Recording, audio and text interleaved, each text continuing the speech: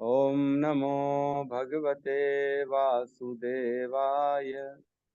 ओम नमो भगवते वासुदेवाय। ओम नमो भगवते वासुदेवाय।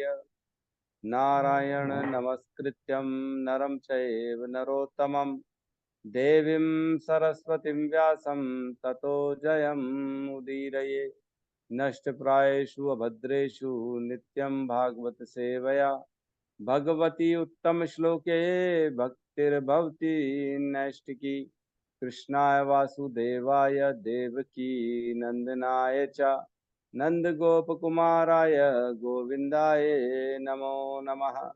जय श्री कृष्ण चैतन्य प्रभु नित्यानंद श्री अद्वैत गदाधर श्रीवासादि गौर भक्ता वृंद।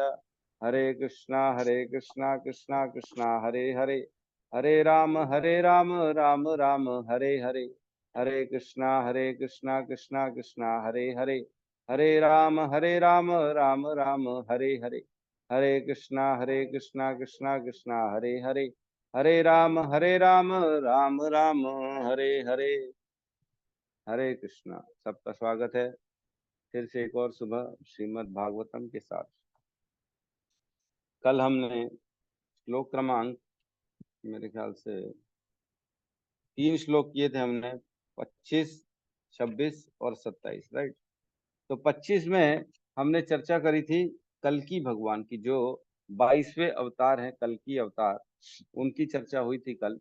और बताते हैं कि वो इस कलयुग के अंत में और इसके बाद वाला जो सतयुग होने वाला है उसके प्रारंभ का जो संध्या होगी वो उसमें आएंगे।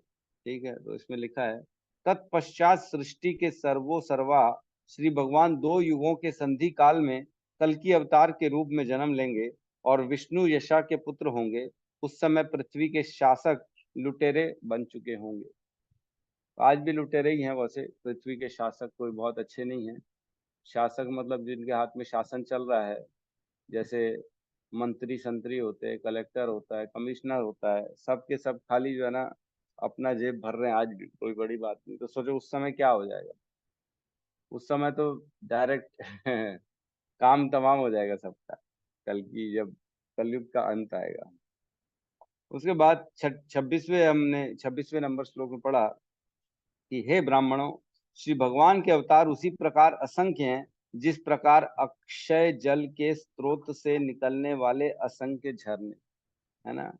अक्षय स्रोत मतलब ऐसा स्रोत जो कभी बंद नहीं होता।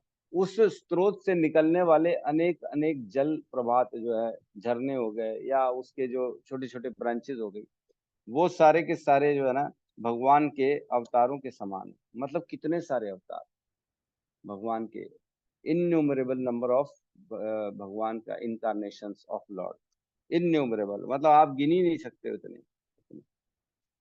और उसके बाद कहते हैं 27वें नंबर श्लोक में, सारे ऋषि मुनि, ऋषि, मनु, देवता तथा विशेष रूप से शक्तिशाली मनु की संतानें श्री भगवान के अंश या उन अंशों की कलाएं हैं।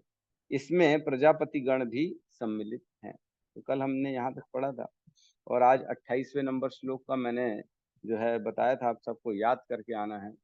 तो किसने किसने श्लोक याद किया हुआ है, हैंड रेस कर सकते हैं। तो कल हमने होमवर्क दिया था, ये श्लोक नंबर 28, 1.3.28, जो कि बहुत इंपॉर्टेंट श्लोक है। एते च अंश कलह पुंस कृष्णस्तु भगवान स्वयं इंद्रियारि व्याकुलम लोके मृणयंती युगे युगे, है ना। अर्थात उपयुक्त सारे अवतार या तो श्री भगवान के पूर्ण अंश या पूर्णांश के अंश कलाएं हैं, लेकिन श्री कृष्ण तो आदि पूर्ण पुरुषोत्तम भगवान हैं। ये सब विभिन्न लोकों में नास्तिकों द्वारा उपद्रव किए जाने पर प्रकट होते हैं। श्री भगवान आस्तिकों की रक्षा करने हेतु अवतरित होते हैं। ओम अज्ञानतिमिरन्धस्य ज्ञानाञ्जनशलाकया चक्षुरुन्मिलितं येन तस्मै श्रीगुरुवे नमः। श्रीचैतन्यमनोभीष्टं स्थापितं येन भूतले स्वयं रूपः कदा मह्यं ददाति स्वपदान्तिकं। वन्देऽहं श्रीगुरु श्रीयुतपदकमलं श्रीगुरून् वैष्णवांश्च श्रीरूपं सागरजातं सहगण रघुनाथान्वितं तं सजीवं साद्वैतम सावधूतम परिजन सहितम कृष्ण चैतन्य देवम श्री राधा कृष्ण पादान सहगण ललिता श्री विशाखान्वितांश्च। हे कृष्ण करुणा सिंधु दीन बंधु जगतपते गोपेश गोपिका कांता राधा कांत नमस्तुते। तप्त कांचन गौरांगी राधे वृंदावनेश्वरी वृषभानु सुते देवी प्रणमामि हरि प्रिये। वांछा कल्पतरुभ्यश्च कृपा सिंधुभ्य एव च पतितानां पावनेभ्यो वैष्णवेभ्यो नमो नमः। नमो विष्णुपादाय कृष्णपृष्ठाय भूतले श्रीमते भक्ति वेदांत स्वामी इति नामिने नमस्ते सरस्वते देवे गौरवाणी प्रचारणे निर्विशेष शून्यवादी पाश्चात्य देशतारिणे। जय श्री कृष्ण चैतन्य प्रभु नित्यानंद श्री अद्वैत गदाधर श्रीवासादि गौर भक्त वृंद। हरे कृष्णा कृष्णा कृष्णा हरे हरे, हरे राम राम राम हरे हरे, हरे कृष्णा। तो बहुत इंपॉर्टेंट श्लोक है, जैसे कि कल मैंने बताया था। आज इस श्लोक पे चर्चा करते हैं हम। इसमें कह रहे हैं एते च अंश कलह पुंसा। एते, एते मीन्स ये सब जिनके अभी नामों की चर्चा करी है मैंने, मतलब किसने, सूत गोस्वामी ने। एते मीन्स ये सारे, कौन से, जो 22 हमने अभी अवतारों की चर्चा करी, जिसमें राम कृष्ण बलराम कल्कि परशुराम और 4 कुमार नारद, ये सारे जिनके भी हमने चर्चा करी अभी तक, वो सारों की एते, एते मतलब ये सारे, एते च, च का मतलब यहाँ पे हो गया जिनका मैंने नाम नहीं लिया है वो। एक तो जिनका नाम लिया है और जिनका नाम नहीं लिया है। तो नाम नहीं लिया क्यों बोल रहे हैं? क्योंकि इसके पहले वाले श्लोक में 26 में बोले कि भगवान के अवतार तो असंख्य हैं, जैसे कि एक अक्षय जल स्रोत से निकलने वाली झरनाएं, अलग अलग ब्रांचेस, जो पानी की झरना जो, या नाले समझ लो। तो इतने भगवान के असंख्य अवतार हैं। इतने अवतारों का मैं कैसे नाम ले लूंगा? इसलिए जितने मुख्यतः मैंने नाम लिए हैं और जिनके नहीं नाम लिए वो भी इसमें शामिल हो जाएंगे। एते च। अब आगे कह रहे हैं अंश कलह पुंसः। अंश मीन्स, अंश मीन्स भगवान के अंश, है ना। एक होता है स्व अंश, एक होता है विभिन्न अंश, है ना। अंश मतलब एक स्व अंश होता है, जो भगवान के ही समान शक्ति होती है जिनके अंदर, उनको स्व अंश बोलते हैं। भगवान के अवतार या भगवान स्वयं अवतार। अवतार का मतलब आप सबसे पहले समझ लीजिए, अवतारति इति अवतार, जो इस संसार, जो इस सृष्टि में आते हैं भगवान के स्वरूप, या जो भी आ रहा है इस संसार में भगवान की शक्ति को लेके, वो अवतार कहलाएगा, है ना। भगवान का समझ लीजिए एक तरह से प्रतिनिधित्व जो करता है, ये समझ सकते हैं हम। तो ये सारे लोग जो हैं वो अवतार कहलाएंगे, जो भी अवतारति इति अवतार, जो अवतार के रूप में इस संसार में आ रहे हैं। तो स्व अंश मीन्स वे सारे भगवान के अंश, जो अवतार जो भगवान के समान ही शक्ति में समान रहते, जैसे नरसिंह हो गए, मत्स्य अवतार हो गए, कूर्म अवतार हो गए, नरसिंह भगवान हो गए, है ना। ये सारे भगवान ही हैं, भगवान से अभिन्न हैं। स्व अंश मीन्स जो भगवान से अभिन्न है, शक्तियों में समान रूप से भगवान के साथ हैं, लेकिन वो स्पेशल कुछ शक्ति का प्रदर्शन करते हैं और कुछ शक्ति का प्रदर्शन नहीं करते। क्यों क्यों नहीं करते? क्योंकि एक विशेष कार्य के लिए वो आते हैं और एक विशेष कार्य करके वो वापस अपने धाम में चले जाते हैं। जैसे सपोज करो नरसिंह भगवान है ना, नरसिंह भगवान आए प्रहलाद की रक्षा करने के लिए और हिरण्यकश्यपु का वध करने के लिए आए थे। तो क्या नरसिंह भगवान में बाकी सारी शक्तियां नहीं थी क्या? वेणु बांसुरी नहीं बजा सकते क्या? बजा सकते हैं, लेकिन उन्होंने बजाई नहीं।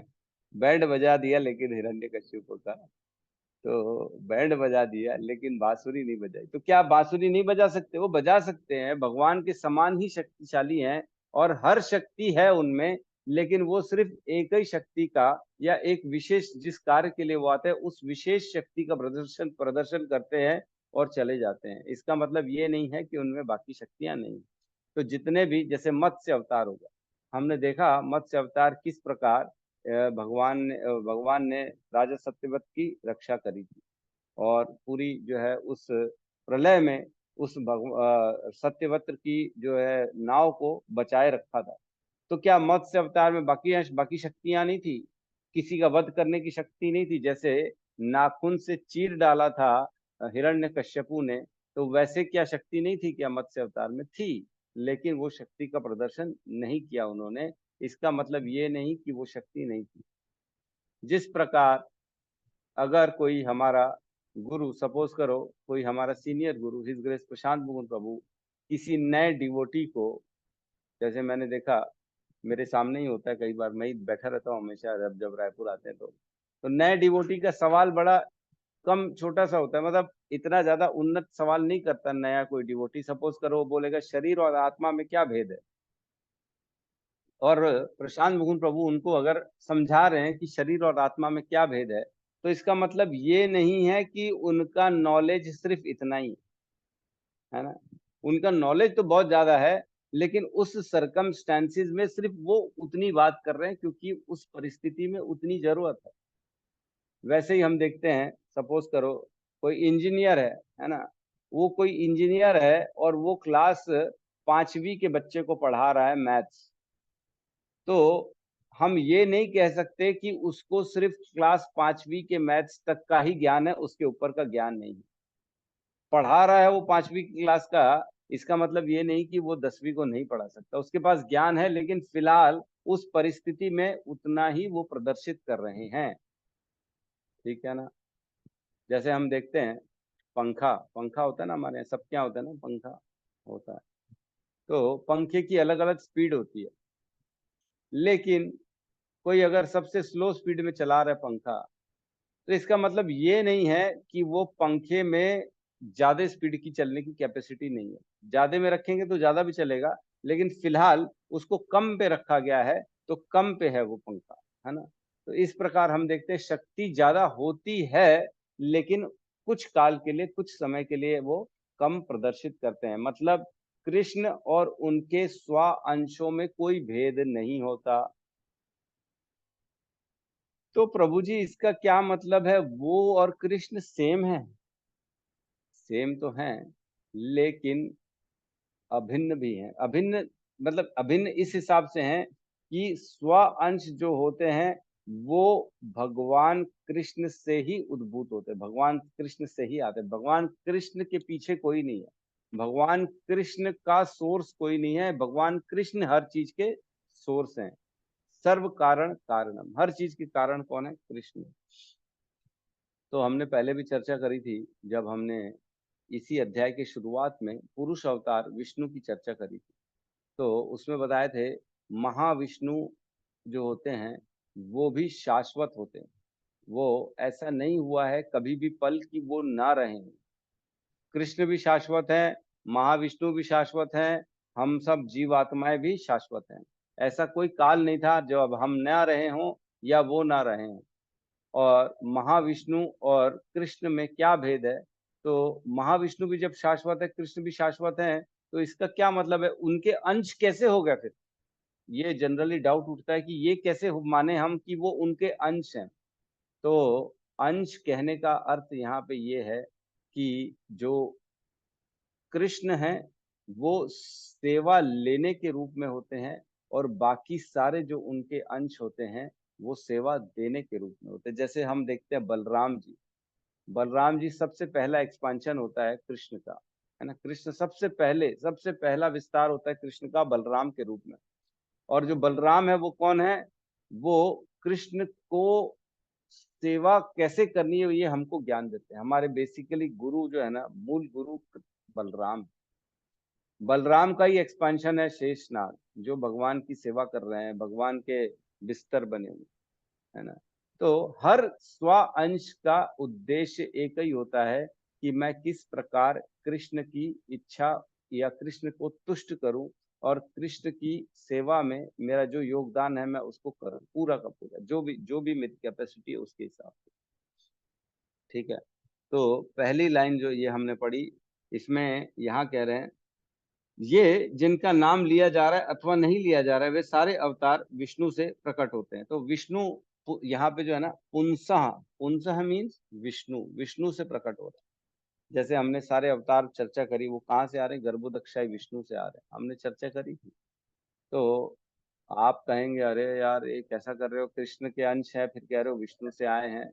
तो कृष्ण के अंश हैं, लेकिन विष्णु के थ्रू इस संसार में प्रवेश कर रहे हैं, क्योंकि हमने चर्चा करी थी कि इस ब्रह्मांड में सबसे पहले जो आते हैं वो गर्भोदक्षाई विष्णु आते हैं, उनकी नाभि से कमल डंडी उत्पन्न होती है, फिर सारे के सारे लोग इस 14 लोकों में प्रवेश करते हैं, सारे जीव, सारे देवता, सारे जो भी आते हैं। तो एक जो प्रोटोकॉल होता है ना कि जाएंगे तो इनके साथ ही जाएंगे।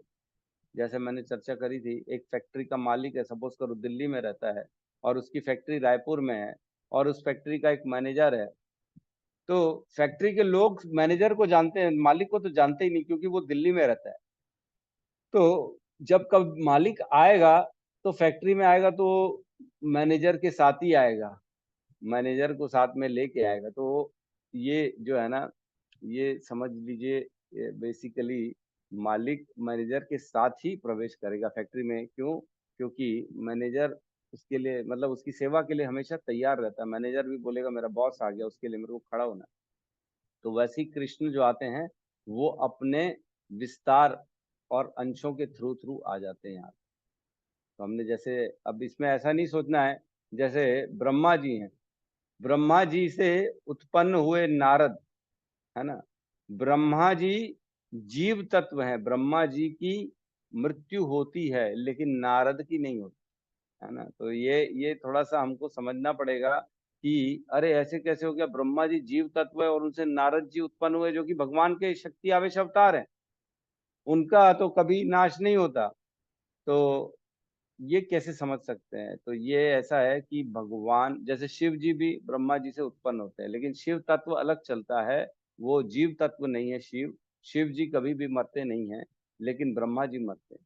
तो इसका मतलब ये नहीं है कि अगर ब्रह्मा जी के थ्रू आ रहे हैं तो ब्रह्मा जी से उनकी शक्तियां कम होंगी या नीचे रहेंगी, ऐसा नहीं है। ब्रह्मा जी से श्रेष्ठ भी ब्रह्मा जी के थ्रू आते हैं। स्वयं भगवान भी आ चुके हैं, हयग्रीव अवतार भगवान का जो है, वराह अवतार भगवान का हमने देखा, वो ब्रह्मा जी के भगवान ब्रह्मा जी के नासिका से निकल के आता है।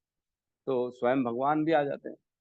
ठीक है, तो यहाँ कह रहे हैं एते च अंश कलह पुंसा, मतलब जो कलह, कलह मतलब अंश के भी अंश, है ना, अंश के भी अंश। ये जीव, मतलब कला मीन्स अंश के भी अंश, या फिर जैसे शक्ति आवेश अवतार है। जैसे हम समझते हैं चार कुमार हो गए, नारद जी हो गए, हमने चर्चा करी थी, वेद व्यास जी हो गए, ये सारे जो है ना भगवान के शक्ति आवेश अवतार हैं। मतलब अंश के भी अंश। जैसे भगवान में 6 ऐश्वर्य पूर्ण मात्रा में होते हैं, हमने चर्चा करी थी। पूर्ण मात्रा में क्या क्या होता है भगवान में? ज्ञान होता है, सुंदरता होती है, वैराग्य होता है, धन होता है ना, और क्या होता है? शक्ति होती है ना, पूर्ण शक्तिशाली होते हैं। और छठवां क्या है? ऐश्वर्य। Yes yes. ऐश्वर्य होता है। ऐश्वर्य। ऐश्वर्य होता है। तो इस प्रकार भगवान ये सारे 6 ऐश्वर्य अपने प्रकट करते हैं पूर्ण मात्रा में। भगवान कृष्ण में ये पूर्ण मात्रा में होता है, और इनके स्व अंशों में भी ये पूर्ण मात्रा में होता है, लेकिन प्रकट नहीं करते, प्रकट उतना ही करते हैं जितनी जरूरत होती है। और अंश के अंश में ये शक्तियां थोड़ी कम मात्रा में आ जाती हैं, है ना। और अवतार जो होते, शक्ति आवेश अवतार, उनमें कोई एक विशेष शक्ति प्रदर्शित की जाती है जिस कार्य के लिए उसको उत्पन्न किया जाता है ना। तो अंश और कलह, इन दोनों में मेरे को लगता है किसी को कोई भेद तो नहीं है, किसी को कोई डाउट तो नहीं है कि अंश और कलह में क्या डिफरेंस। स्व अंश और पूर्णांश ये एक ही होता है, इसमें कोई भेद नहीं होता। और अंश के भी अंश को कहते हैं कला, कलाएं, कलह, जिसको कला क्या गया कहा गया या कलाएं कहते हैं, ये अंश के भी अंश कहते हैं। ठीक है, किसी को कोई डाउट तो नहीं? ठीक है, तो हम आगे बढ़ते हैं। कृष्णस्तु भगवान स्वयं, लेकिन इसके बाद कह रहे हैं लेकिन भगवान तो कौन है? कृष्ण है। भगवान मतलब वो व्यक्ति जिसमें ये 6 ऐश्वर्य पूर्ण मात्रा में होते हैं, कभी कम नहीं होते हैं, चाहे कुछ भी हो जाए।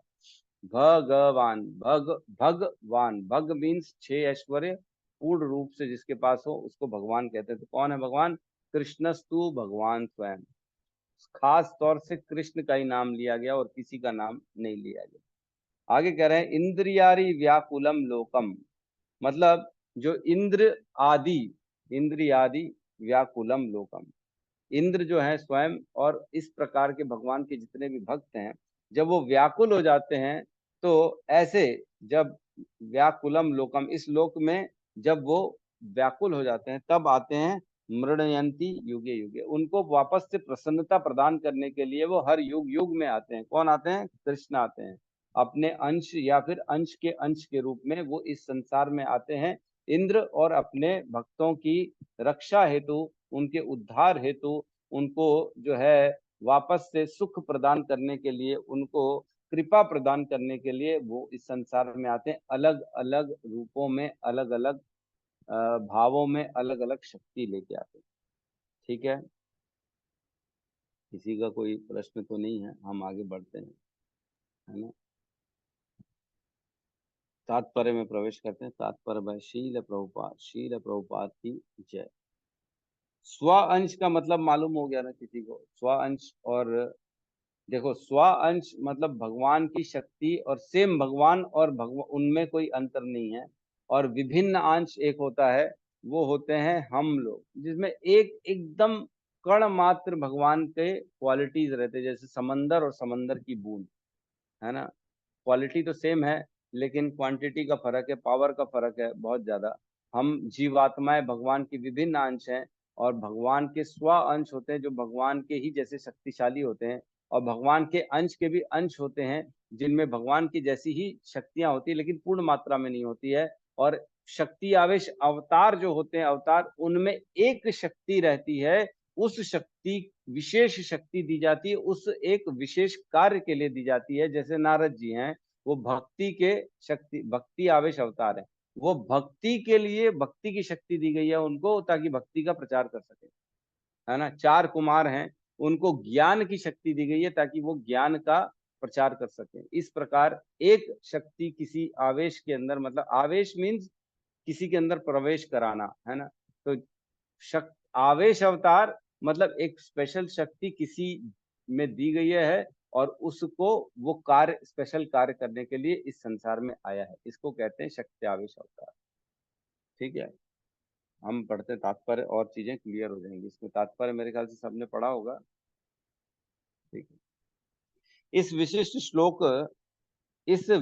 श्लोक में भगवान श्री कृष्ण को अन्य अवतारों से पृथक किया गया।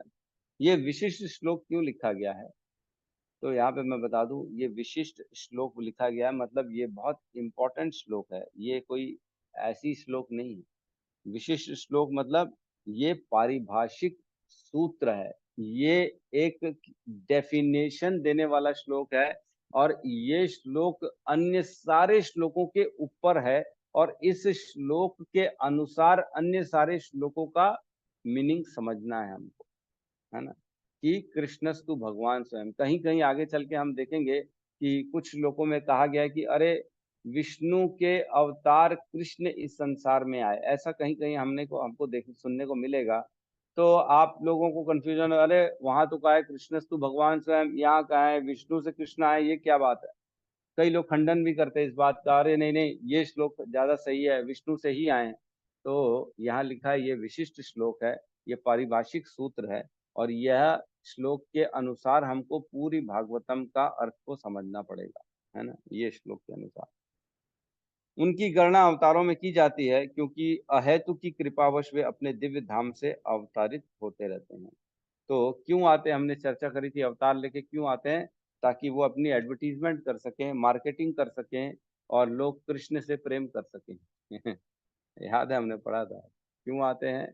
ताकि एक तो अधर्म का नाश करें, और अपने जो भक्त हैं उनका उद्धार करें, और वापस को वापस अपने धाम जाने के लिए प्रेरणा दे सके, है ना। इस प्रकार भगवान आते हैं, लीलाएं करते हैं। जैसे जैसे लीलाएं करते हैं हम उन लीलाओं के प्रति आकर्षित होते हैं, हम उनकी चर्चा करते हैं, हम भगवान से प्रेम करते हैं और फिर भगवान हमको अपने धाम लेके जाते हैं।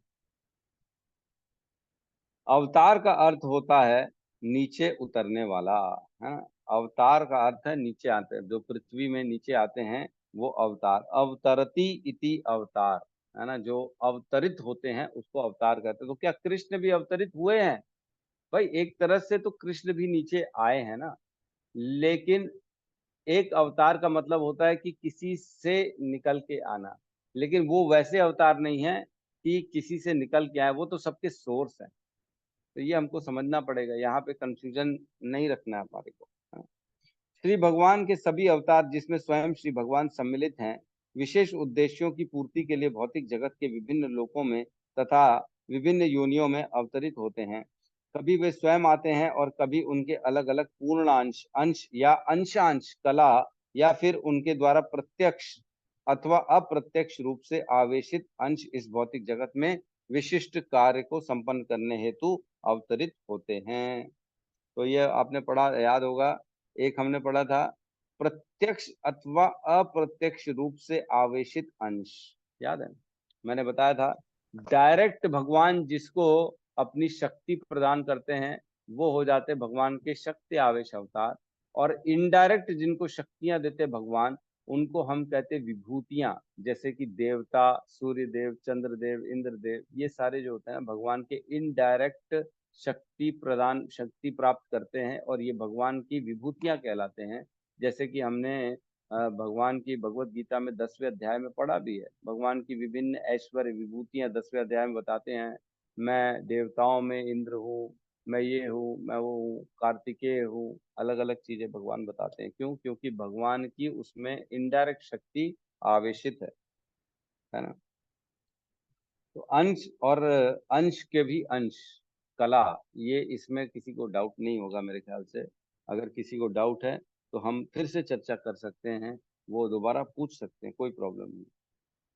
आगे कह रहे हैं श्री भगवान मूल रूप से समस्त ऐश्वर्य, सामर्थ्य, यश, सौंदर्य, ज्ञान तथा वैराग्य से पूर्ण होते हैं। ये 6 ऐश्वर्य भगवान में पूर्ण मात्रा में 100% रहते हैं, जो कभी कम नहीं होते हैं, है ना, कभी कम नहीं होते हैं। चाहे 1 - 1 कर लो तो भी आंसर 1 आएगा, 1 - 20 कर लो तो भी आंसर 1 आएगा, है ना। मतलब जितना भी भगवान से निकालना है उतना निकाल लो तो भी आंसर 1 ही रहेगा। भगवान तो पूर्ण के पूर्ण रहेंगे, है ना। एक श्लोक आता है ईशोपनिषद में, ओम पूर्णमदः पूर्णमदम पूर्णात पूर्णमुच्यते पूर्णस्य पूर्णमादाय पूर्णमेवा वशिष्यते, कि हे भगवान आप पूर्ण हो, आप में जो है आपसे निकलने वाली चीज भी पूर्ण है, वो भी पूर्ण है, ये भी पूर्ण है। लेकिन जब आपसे पूर्ण चीज पूर्ण से निकल जाती है तो जो बचता है वो भी पूर्ण बचता है, उसमें भी कोई कमी नहीं रहती है। तो भगवान कृष्ण ऐसे हैं, असंख्य अवतार निकलते जा रहे, निकलते जा रहे, निकलते जा रहे हैं, लेकिन भगवान में कोई कमी नहीं आ रही है, भगवान वैसे के वैसे ही। जब ये पूर्ण अंशों या अंशांशों द्वारा अंशतः प्रकट होते हैं तो यह समझना चाहिए कि उन विशिष्ट कार्यों के लिए उनकी विभिन्न शक्तियों के प्राकट्य की आवश्यकता होती है। तो एक विशेष कार्य के लिए विशेष शक्ति की आवश्यकता होती है, इसलिए उसको आवेशित करते हैं और उसको इस संसार में भेजते हैं। एग्जाम्पल दिया गया बहुत अच्छा, जो आगे समझ में आ जाएगा। जब कमरे में बिजली के छोटे छोटे लट्टू जलते हैं तो इसका अर्थ यह नहीं होता कि बिजली घर केवल इन्हीं लट्टुओं तक सीमित है। अगर घर में झालर जल रही है, जैसे हम देखते हैं दिवाली में 2, 5, 10 झालर जल रही है, तो इसका मतलब ये नहीं है कि पावर स्टेशन में सिर्फ झालर जलाने की शक्ति है ना।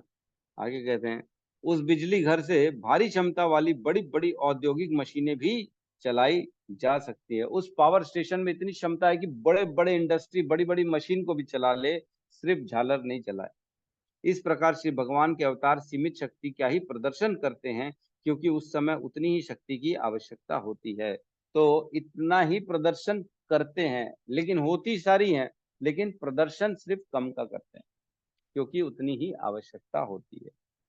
ठीक है, आगे कह रहे हैं उदाहरणार्थ भगवान परशुराम ने विरोधी क्षत्रियों का 21 बार संहार करके तथा भगवान नरसिंह ने अत्यंत शक्तिशाली नास्तिक हिरण्यकश्यपु को मारकर असामान्य ऐश्वर्य का प्रदर्शन किया।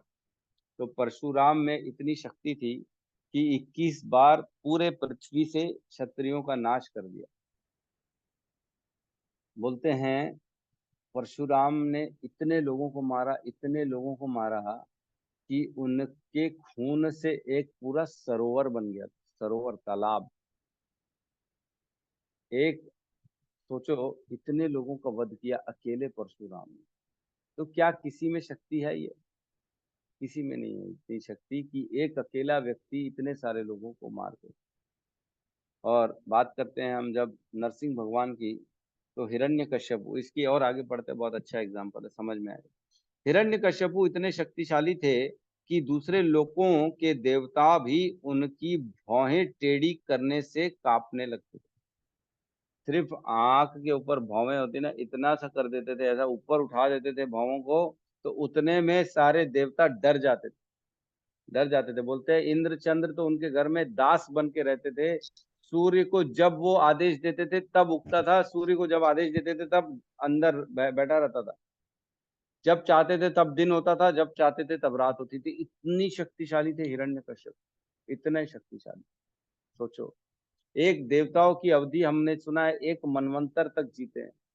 और देवताओं में बहुत शक्ति होती है, हम सबको मालूम है, ऐसा नहीं कि नहीं होती। लेकिन हिरण्यकश्यपु से सब डरते थे, सब के सब। उच्च लोकों के देवता आयु, सौंदर्य, संपत्ति, साज सामग्री तथा अन्य विषयों में यहाँ तक कि सर्वाधिक धनी मनुष्य से श्रेष्ठ होते हैं। मतलब यहाँ इंसानों की तो कोई कल्पना ही नहीं है देवताओं के सामने, इंसानों से तो बहुत ज्यादा श्रेष्ठ होते हैं। तो भी वे सब हिरण्यकश्यपु से भयभीत थे।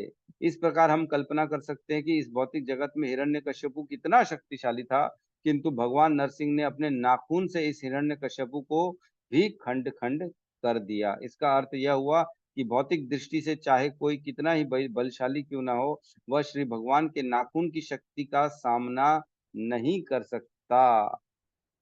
मतलब हिरण्यकश्यपु को अपने नाखूनों से फाड़ दिए भगवान ने, इतने शक्तिशाली हैं। ऐसा हिरण्यकश्यपु जिसने देवताओं को तक दास बना दिया था अपने घर में। तो हमारी कल्पना भी नहीं पहुंच सकती कि भगवान कितने शक्तिशाली हैं। हम सोच भी नहीं सकते हैं। क्यों? क्योंकि हमारी दृष्टि नहीं है, हमने कभी सोचा ही नहीं उतना ऊपर तक जितना वो है ना। ठीक है, इसके बाद कह रहे हैं, इस प्रकार जन्म जन्मदग्नि के ने समस्त अवाज्ञाकारी राजाओं को उनके राज्य में जाकर मारने की दैवी शक्ति दिलाई। तो परशुराम जी की बात चल रही है यहाँ पे कि परशुराम सब क्षत्रियों को जो मार दिखाए थे। भगवान के शक्त्यावेश अवतार श्री नारद मुनि तथा पूर्णांश अवतार वराह तथा अप्रत्यक्ष आवेश अवतार भगवान बुद्ध ने जन समूह में श्रद्धा उत्पन्न की। तो धर्म का प्रचार किया किसने किसने? बुद्ध ने और नारद ने और वराह वगैरह ने। तो ये सब धर्म की शक्ति लेके आए थे, इनको धर्म का प्रचार करने की शक्ति दी थी। आगे कहते हैं श्री राम तथा धन्वंतरी अवतारों ने उनकी ख्याति तथा बलराम, मोहिनी एवं वामन ने उनके सौंदर्य का प्रदर्शन किया। अब देखो इसमें ना एक चीज समझने वाली, जैसे श्री राम और धन्वंतरी अवतार ने ख्याति, ख्याति मीन्स जो है पॉपुलैरिटी हासिल कर ली। तो लेकिन श्री राम जो हैं वो भगवान के स्व अंश हैं, और धन्वंतरी जो हैं वो शक्त्यावेश अवतार हैं, है ना। तो ये डिफरेंस समझ पा रहे हैं कि नहीं समझ पा रहे हैं? किसी को डाउट जा रहा है? तो दोनों ने लेकिन एक ही काम किया, लेकिन दोनों में फर्क है, एक स्व अंश है और एक शक्ति आवेश अवतार है ना। तो इसमें कंफ्यूज नहीं होना चाहिए। जैसे श्री राम है, वैसे श्री राम भी भगवान के पूर्ण रूप से शक्तिशाली हैं, लेकिन सिर्फ उतने ही प्रदर्शन करते हैं जितनी उनको जरूरत है। कहते हैं श्री राम में 62 गुण होते हैं और कृष्ण में 64 गुण होते हैं, 1.5 गुण कम होता है श्री राम में। विष्णु में 60 गुण होते हैं, और शिव जी में 55 गुण होते हैं और ब्रह्मा जी में 50 गुण होते हैं। इस प्रकार ये गुणों की भिन्नता रहती है। और ब्रह्मा जी जीव तत्व होते हैं, और हम जैसे जीव तो और कम, धीरे धीरे जिसमें जितनी शक्ति होती है उतने गुण होते हैं, लेकिन कम होते हैं बहुत। आगे कहते हैं, दत्तात्रेय, मत्स्य कुमार तथा कपिल ने उनके दिव्य ज्ञान का प्रदर्शन किया। तो हमने चर्चा करी थी, कुमार जो थे, 4 कुमार, वो भगवान के शक्त्यावेश अवतार हैं, लेकिन जो मत्स्य हैं वो भगवान का स्व अंश है ना। तो इसमें कंफ्यूज नहीं होना है हमारे को, स्व अंश और शक्त्यावेश अवतार में, है ना। नर तथा नारायण ऋषियों ने उनके त्याग का प्रदर्शन किया, वैराग्य, है ना, भगवान के वैराग्य का प्रदर्शन किया, नर नारायण, ठीक है। और ऋषभ देव ने भी त्याग का, वैराग्य का प्रदर्शन किया, है ना। इस प्रकार श्री भगवान के समस्त अवतारों ने प्रत्यक्ष या अप्रत्यक्ष रूप से विभिन्न लक्षणों का प्रदर्शन किया, लेकिन आदि भगवान श्री कृष्ण ने श्री भगवान के संपूर्ण लक्षण प्रकट किए। मतलब जो श्री कृष्ण है वो छयों के छयों ऐश्वर्य पूर्ण मात्रा में प्रकट करते हैं। इस प्रकार इसकी पुष्टि होती है कि वे अन्य समस्त अवतारों के उद्गम हैं, ठीक है। तो इसमें मैं अब पूरा नहीं पढ़ता हूँ, मैं लास्ट पैराग्राफ में प्रवेश करता हूँ ना।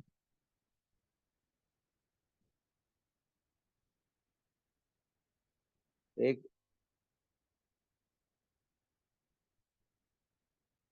लास्ट पैराग्राफ में ले लेते हैं। वैसे मैंने तो बहुत कुछ लिखा था पढ़ने पर, बताने के लिए, लेकिन कुछ बता नहीं पा रहा हूँ मैं, क्योंकि समय का अभाव हो रहा है, बट ठीक है। अंतिम आश्रय रूप भगवान श्री कृष्ण एक एवं अद्वय हैं, है ना। अद्वय है मीन्स उनसे कोई भी अभिन्न नहीं है, सब उन्हीं पे डिपेंडेंट है। उन्होंने अपना विस्तार विभिन्न अंशों, कलाओं तथा कणों के रूप में स्वयं रूप, स्वयं प्रकाश, तद एकात्म, प्रभाव, वैभव, विलास, अवतार, आवेश तथा जीव के नाम से कर रखा है। ये सभी अनगिनत शक्तियों से युक्त हैं, जो तत्संबंधी स्वरूपों एवं व्यक्तित्वों के लिए सर्वथा उपयुक्त होती हैं। तो अब देखो ये जो है ना, ये बहुत कंफ्यूजन है यहाँ पे। मैं आप लोगों को ना थोड़ा सा इसके बारे में बता रहा हूँ, बहुत ज्यादा डिटेल में जाएंगे तो कंफ्यूज हो जाएंगे, लेकिन मैं थोड़ा सा बता रहा हूँ। स्वयं रूपः कौन है? स्वयं रूप कौन है? स्वयं श्री कृष्ण, और कोई नहीं। यह शेखर प्रभु जी कुछ कहना चाह रहे हैं, कहिए। आप अनम्यूट करके कह सकते हैं प्रभु जी। आपने हैंड रेस किया है, चलो कोई बात नहीं। गायब ही हो गए वो तो हमने पूछने के लिए बोला तो गायब हो गए स्वयं रूप मतलब स्वयं श्री कृष्ण, जिस पे सभी आश्रित होते हैं। स्वयं रूप, जिससे जिसमें सभी आश्रित होते हैं, सबके आश्रय जो है कृष्ण, वो है स्वयं रूप यहाँ पे, है ना। और स्वयं प्रकाश, स्वयं प्रकाश मतलब जो होता है ना, भगवान कृष्ण के जितने सारी शक्तियां उनमें होती हैं, लेकिन वो कृष्ण नहीं होते, है ना। कृष्ण के जैसी सारी शक्ति, आकृति, भाव सब सेम रहता है, लेकिन कृष्ण स्वयं नहीं होते हैं, वो स्वयं प्रकाश हो गया। और उसके बाद आता है तद एकात्म, है ना। तद एकात्म मतलब कृष्ण से वो भी अभिन्न होते हैं, लेकिन उनकी आकृति, रूप और भाव वो कृष्ण से अलग होता है ना। थोड़ा सा कंफ्यूजन हो सकता है, मैं कम में बता के बस आगे बढ़ जाएंगे हम। तदेकात्म मतलब कृष्ण के समान उनका रूप नहीं होता, कृष्ण के समान उनकी आकृति नहीं होती, कृष्ण के समान उनका भाव नहीं होता, वो तद एकात्म कहलाते हैं। और तद एकात्म का दो विभाजन होता है, जिसमें एक होता है विलास और एक होता है स्व अंश, है ना। तो जो विलास होता है वो उसमें अधिक शक्ति होती है, बहुत ज्यादा शक्ति होती है, सेम भगवान की जैसी शक्ति होती है। और स्व अंश में जो है ना, उसमें कुछ में कम शक्ति भी प्रदर्शित करते हैं और कुछ में ज्यादा शक्ति भी प्रदर्शित करते हैं। और विलास के दो भाव होते हैं, एक प्रभाव और एक वैभव, है ना। तो प्रभाव में भगवान जैसे ही रहता है उनका प्रभाव, उनकी हर चीज, जैसे कि बलराम है ना। और वैभव जिनमें थोड़ी सी कम शक्तियां प्रदर्शित करते हैं। और स्व अंश में हमने पढ़ा, स्व अंश के जो है कुछ जो है वो एक्सपांशन होते हैं जिनको आवेश करते हैं, जिनमें ज्यादा शक्तियां होती हैं, और जिनमें कम शक्तियां उनको विभूतियां कहलाते हैं। तो ठीक है, इसमें हम ज्यादा प्रवेश नहीं करते हैं, मैं कंफ्यूज नहीं करना चाहता लोगों को। इसमें एक्चुअल में अब ना अध्यात्म विषय में पंडितों के अंतरिम आदेश स्वरूप भगवान श्री कृष्ण के अत्यंत सावधानी से अध्ययन करके उनके 64 मुख्य गुण बताए। तो जो कृष्ण के 64 गुणों की चर्चा हुई है, हम उस पर चर्चा करते हैं एक बार, कि कृष्ण जो है वो सबसे ज्यादा गुण कृष्ण है, 64 गुणों के भगवान जो है, हमने चर्चा करी। भगवान के पास 64 गुण हैं, और उनसे कम गुण होते हैं 62 गुण राम में, प्रभु श्री राम में। और उनसे थोड़े से कम गुण होते हैं जो कि विष्णु में होते हैं, 60 गुण। तो ऐसे चार गुण कौन से हैं जो विष्णु में नहीं होते हैं, मैं आपको बता रहा हूँ। ये है भक्ति रसामृत सिंधु, इसमें सारा कुछ लिखा है। 64 गुण कौन से हैं वो भी लिखा है, और किसमें किसमें कितने गुण कम है वो भी लिखा है। तो मैं पढ़ के सुना रहा हूँ। जो चार गुण विष्णु में नहीं होते हैं और कृष्ण में होते हैं। पहला, वे अद्भुत लीलाओं के कर्ता हैं, मतलब लीला, लीला का गुण। हाँ, वेणु माधुरी, यस, वेणु माधुरी। और दूसरा है, वे अद्भुत भगवत प्रेम से युक्त भक्तों द्वारा घिरे रहते हैं। रूप माधुरी, लीला माधुरी, और चार चार बताएंगे ना, रूप माधुरी, लीला माधुरी, और है ना भगवत प्रेम, प्रेम माधुरी, है ना, प्रेम माधुरी। ये जो हमने पढ़ा, अद्भुत भगवत प्रेम से युक्त भक्तों द्वारा घिरे रहते हैं, मतलब प्रेम माधुरी। और पहला मैंने जो बताया, अद्भुत लीलाओं के करता है, मतलब लीला माधुरी। और तीसरा है, वो अपनी वंशी से सारे ब्रह्मांड के सारे जीवों को आकृष्ट करते हैं, मतलब वेणु माधुरी। उनके पास बंसी की जो शक्ति होती है जिससे वो सबको आकर्षित करते हैं, वेणु माधुरी। और चौथा हो गया उनका रूप, सौंदर्य अद्भुत, जो सारी सृष्टि में अद्वितीय, रूप माधुरी। तो चार माधुरी ये हो गए, रूप माधुरी, प्रेम माधुरी, वेणु माधुरी, और लीला माधुरी। ये चार चीजें विष्णु में नहीं होते। भगवान विष्णु कभी भी लीलाएं नहीं करते आके, विष्णु कभी भी वेणु नहीं बजाते, विष्णु कभी भी भक्तों के लिए प्रेम का आदान प्रदान नहीं करते हैं, और विष्णु कभी भी रूप नहीं बदलते हैं आके, है ना। ये चार क्वालिटीज कम होती है विष्णु में। और उसके बाद विष्णु से पांच क्वालिटीज कम होती हैं शिव जी में। तो जो पांच क्वालिटीज कम होती, मैं उनका वर्णन कर रहा हूं, जो शिव जी में नहीं होती है लेकिन विष्णु में होती है ना।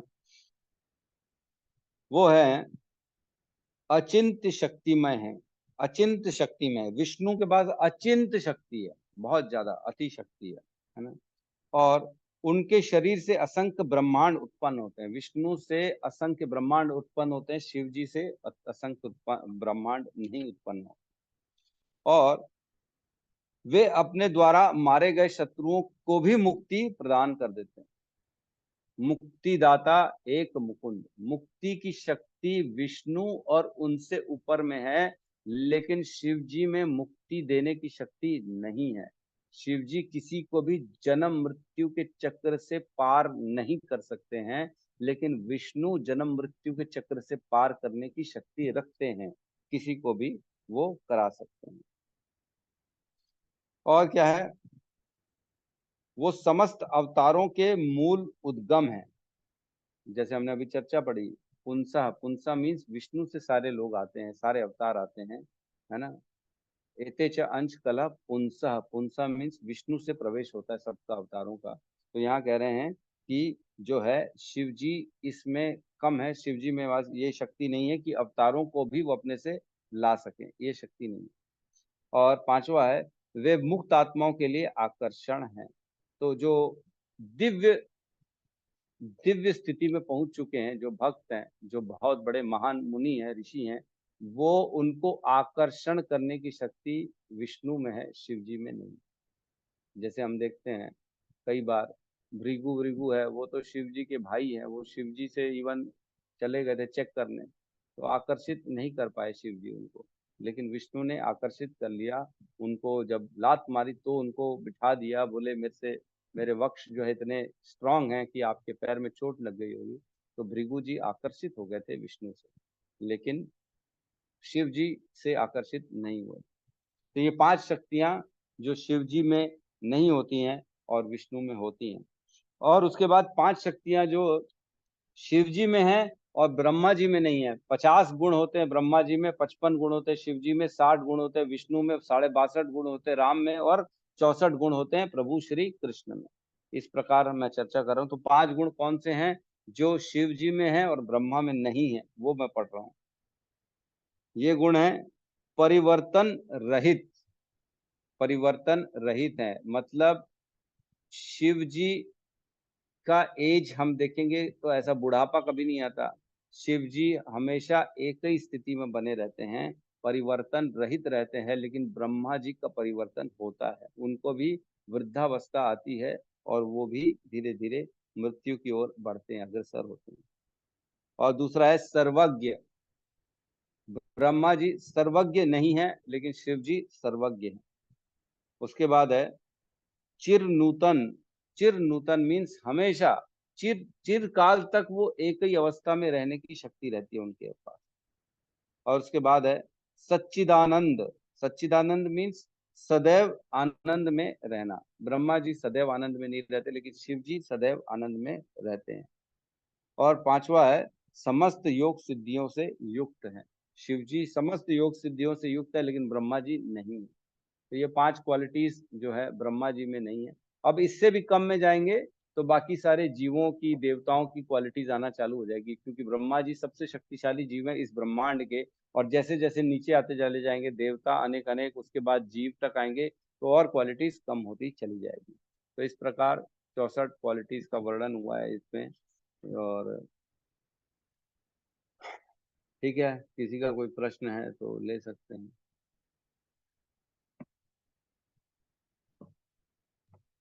हरे कृष्ण प्रभु जी।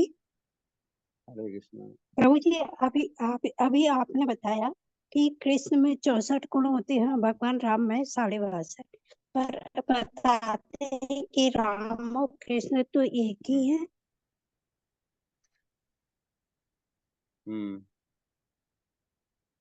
तो मैंने क्या कहा, मैंने भी तो यही कहा कि तो शक्तियां स्व अंश में पूर्ण रहती हैं लेकिन वो प्रदर्शित नहीं करते हैं। ऐसा नहीं है कि प्रभु श्री राम में शक्ति नहीं है, लेकिन शक्ति का प्रदर्शन वो 62.5 गुण का करते हैं। मतलब चाहे तो कर सकते हैं वो भी, वेणु माधुरी भी कर सकते हैं, प्रेम भी कर सकते हैं, प्रेम माधुरी भी कर सकते हैं, लेकिन करते नहीं हैं, वो प्रदर्शित नहीं करते।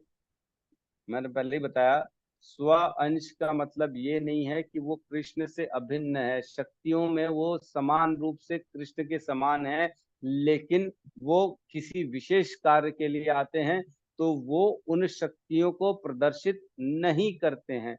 जैसे मैंने एग्जाम्पल भी दिया था, अगर कोई एमटेक का आदमी है, एमटेक इंजीनियर पढ़ा लिखा है, वो 5वीं क्लास के बच्चे को पढ़ा रहे, तो इसका मतलब ये नहीं है कि उसका ज्ञान सिर्फ 5वीं क्लास तक सीमित है।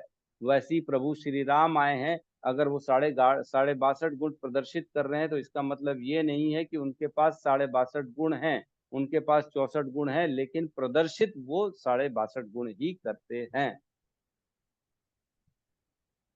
ठीक है माता जी। प्रभु जी, एक चीज पूछना थी। जब जब एक शंभु मनु रूप वो थे ना, ध्रुव के दादाजी शंभु मनु मनु और शतरूपा ने 23.5 साल तपस्या की। फिर विष्णु जी भी आए, शंकर जी भी आए, ब्रह्मा जी, तो उन्होंने कह दिया नहीं, हमें तुम लोगों से नहीं। तो उनकी जगह भगवान राम की जगह कृष्ण भी आ सकते थे उनके सामने। देखो ऐसा है, जब गजेंद्र ने स्तुति करी थी, और ये सब स्तुतियां करते हैं, तो देखो मैं बताया ना आपको, भगवान और उनके स्व अंशों में कोई भिन्नता नहीं है। आप जिसका स्मरण करेंगे वही प्रभु आपको मिलेंगे। जैसे जगन्नाथ जी और राम है, हम्म। कृष्ण है, इनमें कोई भेद नहीं है।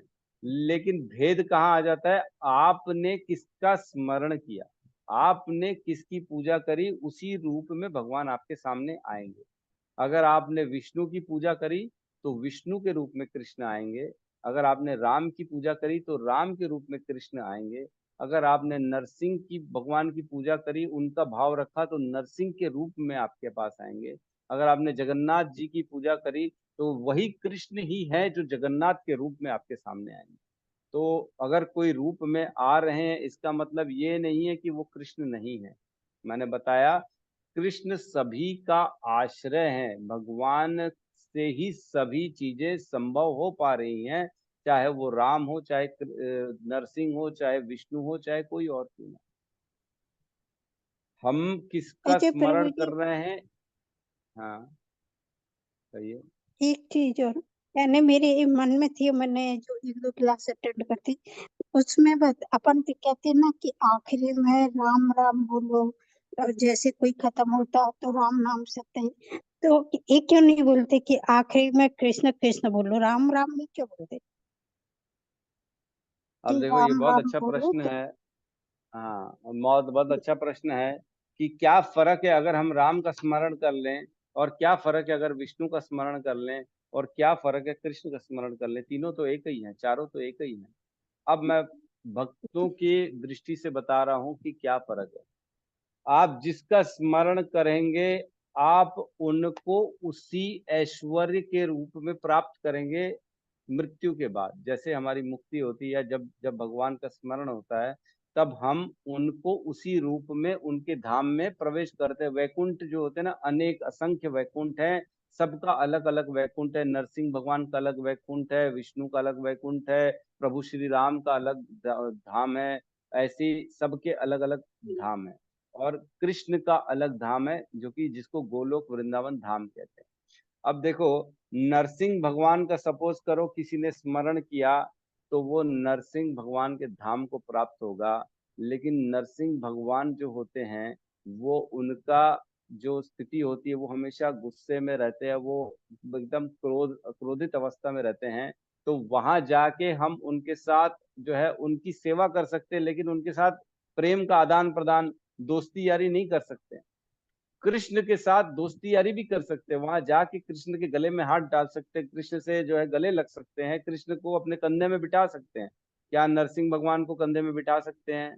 नहीं बिठा सकते। प्रभु नहीं। श्री राम से गले नहीं लग सकते। प्रभु श्री राम ने बोला था, मैं एक पत्नी वरता हूं, तो क्या वो दूसरी से शादी कर सकते हैं? नहीं कर सकते। लेकिन कृष्ण से अगर किसी ने ये भाव रखा कि मैं कृष्ण की पत्नी हूं, और इस भाव में रखते हुए उसने कृष्ण का स्मरण किया, तो मृत्यु के बाद अगर उसकी मुक्ति होगी, कृष्ण के धाम में जाएगी, तो वो कृष्ण की पत्नी बन जाएगी, कृष्ण की पत्नी के रूप में सेवा करेगी। लेकिन बाकी धामों में ऐसा नहीं हो सकता। वो जिस ऐश्वर्य को प्रकट करते हैं, वो उतने तक ही सीमित रहते हैं। कृष्ण के साथ ये है कि कृष्ण के साथ आप किसी भी रूप में आदान प्रदान कर सकते हो, दोस्त बन सकते हो, उनके दास बन सकते हो, उनके माता पिता बन सकते हो, उनकी पत्नी बन सकते हो, उनकी प्रेमिका बन सकते हो, उनसे किसी भी प्रकार से रिश्ते रख सकते हो। यही आनंद है कृष्ण के साथ। बाकी जगह थोड़ा थोड़ा जो है ना, थोड़ा प्रॉब्लम हो जाएगा। जी जी जी प्रभु जी, हरे कृष्णा प्रभु जी। हरे कृष्णा। ठीक है, मेरे ख्याल से आज की क्लास को अब विराम देते हैं। समझ में आ गया होगा, नहीं समझ में आ गया तो रिकॉर्डिंग सुन लेना। ठीक है, कल हम आगे बढ़ेंगे। प्रभु जी, अपन को रिकॉर्डिंग कैसे मिलेगी? क्या कह रहे हैं माता जी? प्रभु जी, अपन को रिकॉर्डिंग कैसे मिलेगी? रिकॉर्डिंग आप तो ग्रुप में आ गए ना, श्रीमद् हरे भागवतम कृष्ण। कोर्स में। हाँ हाँ जी जी प्रभु जी। व्हाट्सएप में है ना, तो व्हाट्सएप में तो मैं डाल देता हूँ डेली की रिकॉर्डिंग। यूट्यूब में एक चैनल है हमारा, उसमें उसमें सब हम डाल देते हैं। आप नहीं देखते क्या? नहीं, यूट्यूब नहीं देखा प्रभु जी। तो जैसे अभी जैसे क्लास होगी ना, तो 9 बजे के अंदर अंदर, 9 साढ़े 9 तक मेरी हम्म। मतलब जो आज की यूट्यूब का रिकॉर्डिंग होता है ना, उसको पूरा हम अपलोड कर देते हैं उसमें ग्रुप में। तो आप उसमें यूट्यूब चैनल में जाके पूरी क्लास को दोबारा सुन सकते हैं। ठीक है माता जी, ग्रुप में आ जाएगा, थोड़ी देर में आ जाएगा। हरे कृष्ण। हरे कृष्ण जी माता जी, हरे कृष्ण। प्रभु जी, जो मत्स्य अवतार भगवान ने लिया था तो शंतनु और सत्यवती जी को बचाने के लिए ही खाली लिया था, मतलब वो नाव को कैसे राजा को बचाने के लिए गया था, आगे चल के वैवस्वत मनु बने थे। यस। तो वो नाव को कैसे बांधा था उन्होंने? मछली से ही बांधा था क्या? मछली से बांधा था, वासुकी सर्प को बुलाया गया था और वासुकी सर्प वो रस्सी बने थे जिससे बांधा गया था दोनों को। ठीक है, यही मैं हरे हरे कृष्ण। ठीक है, तो यहाँ पे हम क्लास को आज क्लोज करते, सब मिलके हरे कृष्ण महामंत्र का जाप करते हैं। हरे हरे कृष्ण कृष्ण हरे कृष्ण हरे कृष्ण कृष्ण कृष्ण कृष्ण हरे कृष्ण हरे हरे हरे हरे हरे राम राम हरे राम राम राम हरे हरे सभी भक्त वृंद सभी की भक्त वृंद जय। जय जय श्रील प्रभुपाद की जय। जय निताई गौर प्रेमानंदे बहुत प्रेमानंद हरि हरि बोल, हरि हरि। हरि हरि।